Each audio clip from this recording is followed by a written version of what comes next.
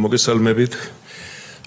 იცით რომ დაჩქარებული კანონპროექტები გვაქვს და ამიტომ თავის დროზე უნდა ჩავაბაროთ რომ დღეს მოხდეს განხილვაზე. პირველი საკითხი ქალბატონ ნინოს გთხოვა რომ ცოტა გვიანდება და გადავიტანთ. დარიგებული გვაქვს ხო რა გვაქვს რამე შენიშვნა დღისასრიდან დაკავშირებით. გადავიდეთ მეორე საკითხზე. საქართველოს პარლამენტის წევრების აკაკი ალადაშვილის, ირაკლი კირცხალიას, ლევან მაჭავარიანის, თორნიკე პერიკაშვილის მიერ საკანონმდებლო ინიციატივის წესით წარმოქმნილი კანონპროექტის საქართველოს ფინანსთა სამინისტროს საგამოძიებო სამსახურის შესახებ საქართველოს კანონში ცვლილების შეტანის თაობაზე. პირველი მოსმენა მოხსენებელი საქართველოს პარლამენტის წევრი ბატონი აკაკი ალადაშვილი. მოგესალმებით ბატონო თავმჯდომარე, ძვირფასო კოლეგებო, დამსწრე საზოგადოებას მივესალმები და ესე იგი პირველი მოსმენის წესით წარმოგიდგენთ კანონპროექტს საქართველოს ფინანსთა სამინისტროს საგამოძიებო სამსახურის შესახებ საქართველოს კანონში ცვლილებების შეტანის თაობაზე. ესე იგი დღეს მოქმედი რედაქციის მიხედვით საქართველოს ფინანსთა სამინისტროს საგამოძიებო სამსახურის უფროს ჰყავს მოადგილე და მოადგილეები, თუმცა კანონმდებლობა არ ითვალისწინებს პირველ მოადგილის პოზიციას. მაშინ როდესაც მოადგილის პოზიცია არაერთ სახელმწიფო უწყებაში აპრობირებული არის და წარმოადგენს ეფექტიანი მენეჯმენტის ნაწილს. საქართველოს ფინანსთა სამინისტროს საგამოძიებო სამსახურის ინსტიტუციური მნიშვნელობიდან გამომდინარე, მოადგილეთა შორის ფუნქციების და მოვალეობის უკეთ გადანაწილებისთვის მნიშვნელოვანია, რომ სამსახურის უფროს ჰყავდეს პირველი მოადგილე. ამასთან არსებულ რედაქციაში არ არის განსაზღვრული უფროსის არ ყოფნის შემთხვევაში ვინ ასრულებს მის მოვალეობას და ეს ხელს უშლის ეფექტიანი მენეჯმენტის განხორციელებას. კანონპროექტის შედეგად საქართველოს ფინანსთა სამინისტროს საგამოძიებო სამსახურის უფროს ეყოლება პირველი მოადგილე, რომელიც ასევე მისი არ ყოფნის შემთხვევაში შეასრულებს სამსახურის უფროსის მოვალეობას. კანონპროექტის თანახმად ერთი მხრივ აღმოიფრება არსებული საკანონმდებლო ხარვეზი და მეორე მხრივ წინამდებარე ცვლილებით გაძლიერდება საგამოძიებო სამსახურის მართვადობა. ცვლილების შევა კანონპროექტის თანახმად ესე იგი ცვლილების შევა მე-13 მუხლის მე-3, მე-5 პუნქტებში და კანონი ამოქმედდება გამოქვეყნებისთანავე. მადლობთ, შეკითხვები ხომ არ არის? კი, ეს საერთოდ რატო იყო ეს ასე, ეს არის გასაკვირტო, რომ პარლამენტით დაწყებული აუდიტი ეროვნული ბანკი ყველა სტრუქტურაში მერი იქნება თუ საკრებულო ყველგან ასეა და ამიტომ ეს ბუნებრივი პროცესია და კარგია რომ გასწორდა. მაშინ ხარი დაუჭიროთ. მადლობთ. გადავდივართ მეორე საკითხზე. იმის ამაზე. კი ბატონო. საქართველოს პარლამენტის წევრების შოთა ბერიკაშვილის, ანტონო ბოლაშვილის, გიორგი ბარვენაშვილის, ირაკლი კირცხალიას, ლევან მაჭავარიანის, მარიამ ლაშხეს მიერ საკანონმდებლო ინიციატივის წესით წარმოქმნილი კანონპროექტი საინვესტიციო ფონდების შესახებ საქართველოს კანონში ცვლილების შეტანის თაობაზე. მოხსენების საქართველოს პარლამენტის წევრი ბატონი ლევან მაჭავარიანი. მოგესალმებით ბატონო თავმჯდომარე, ძვირფასო კოლეგებო, დამსწრე საზოგადოება. განსახილველად პირველი მოსმენისთვის პრინციპების დონეზე წარმოგიდგენ საინვესტიციო ფონდების შესახებ საქართველოს კანონში ცვლილების შეტანის თაობაზე კანონპროექტს.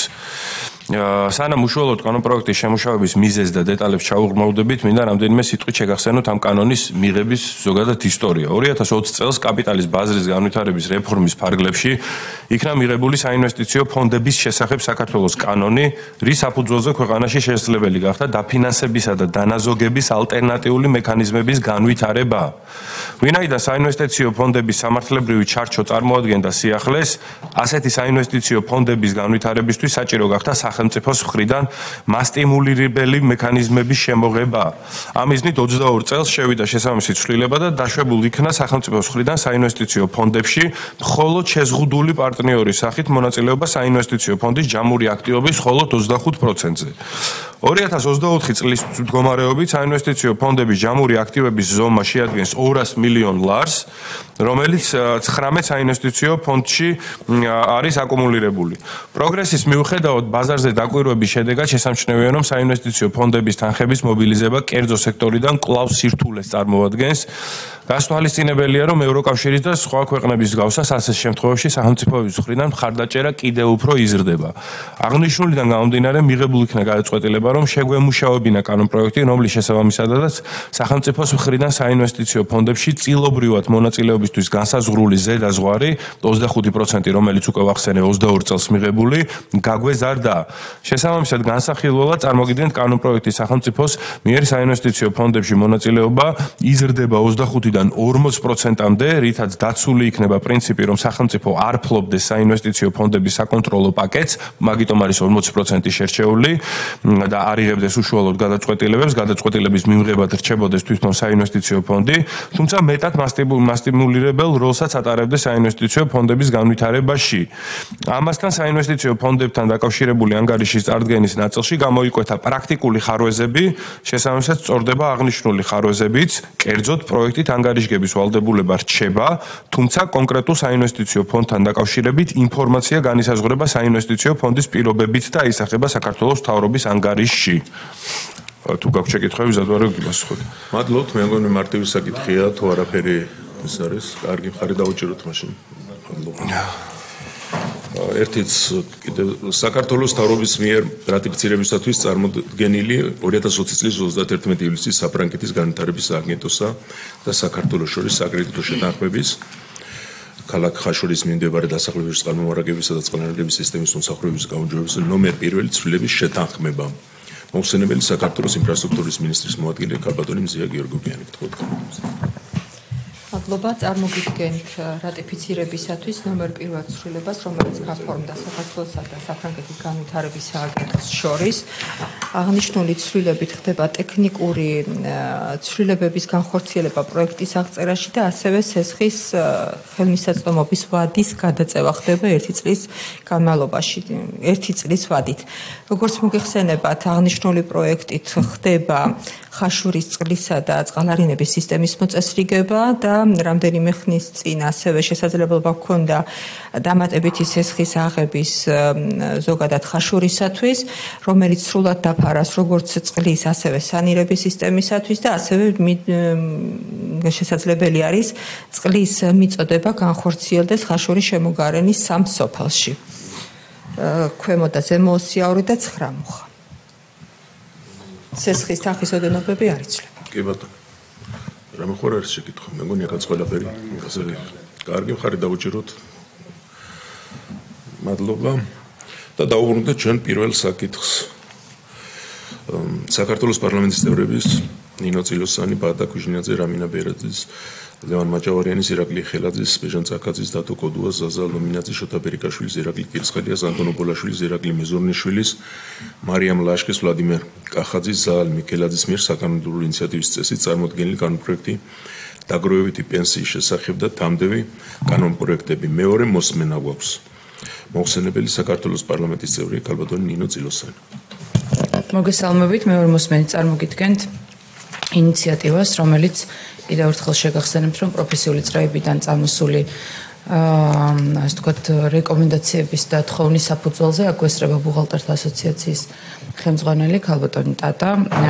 მან და მისმა კოლეგებმა ბევრი იმუშავეს როგორც ფინანსთა სამინისტროსთან, ასევე პარლამენტთან და დაჩქარებული წესით მოვითხოვეთ, რომ დამსაქმებლის მხრიდან ბუღალტრების ტვირთი დეკლარაციის წარდგენასთან დაკავშირებით არ ყოფილიყო დასჯადი, არამედ პირიქით წახალისებული ყოფილიყო და თავად დეკლარაციის წარდგენა არ ჯარიმდება თუ არ ჩავთვლით იმას, რომ გადაუხდელობა, როგორც ყველა სხვა გადასახადის შემთხვევაში, აუცილებლად იბეგრება საურავით და შესაბამისად პირველი მოსმენისას წარმოგიდგინეთ საურავის ოდენობასა და ძირითად პრინციპებთან დაკავშირებული საკითხები. ახლა მეორე მოსმენით გავუყვეთ დიახ მუხლობრივად. მადლობთ, გავიაროთ მუხლობრივად, როგორც ეს მეორე მოსმენით არის.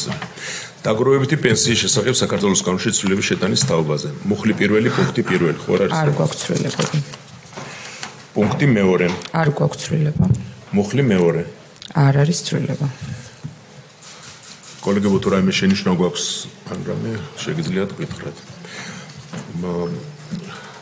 ხარ დაუჭიროთ მაშინ ამ კანონს. სხვა პაკეტის. სხვაზე გადავალ მე.